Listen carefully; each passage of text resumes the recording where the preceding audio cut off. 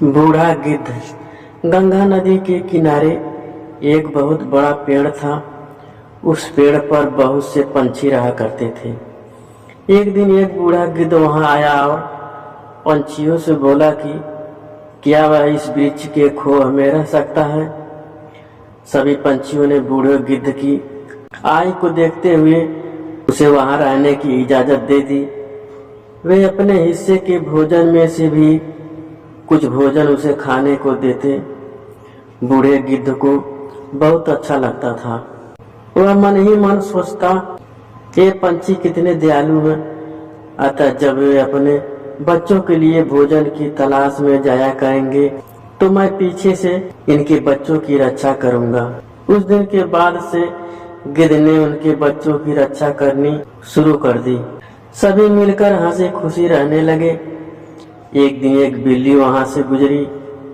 उसने उस पेड़ पर नन्हे पंछियों के चहचहाने की आवाजें सुनी। उसने सोचा कि उसे वहां से कुछ छोटे व ताजा पंछियों के बच्चे खाने को मिल सकते हैं। उसे देखकर पंछियों के नन्हे बच्चे डर के मारे जोर जोर से चिल्लाने लगे। बूढ़ा गिद्ध चिल्लाया, कौन है? बिल्ली ने सोचा कि यहाँ थोड़ी युक्ति से काम लेना पड़ेगा। वह बोली, नमस्कार श्रीमान, मैं बिल्ली हूँ। बूढ़ा गिद्ध बोला, यहाँ से चली जाओ वरना मैं तुम्हें खा जाऊंगा।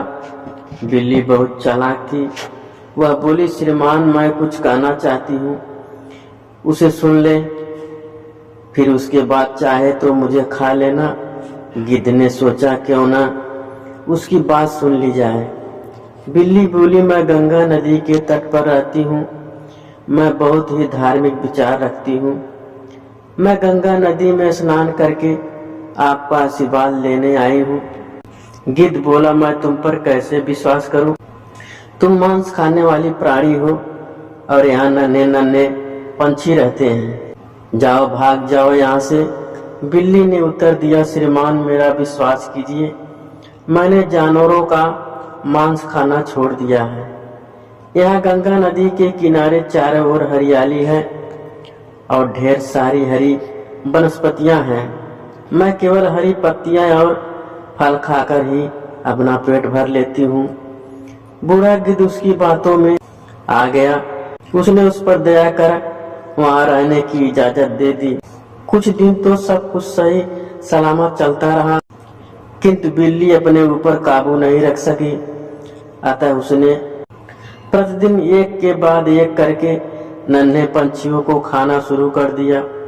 बूढ़े गिद्ध को उसका पता नहीं चला। बहुत जल्दी पंछियों ने देखा कि उसके नन्हे बच्चों की संख्या कम होती जा रही है।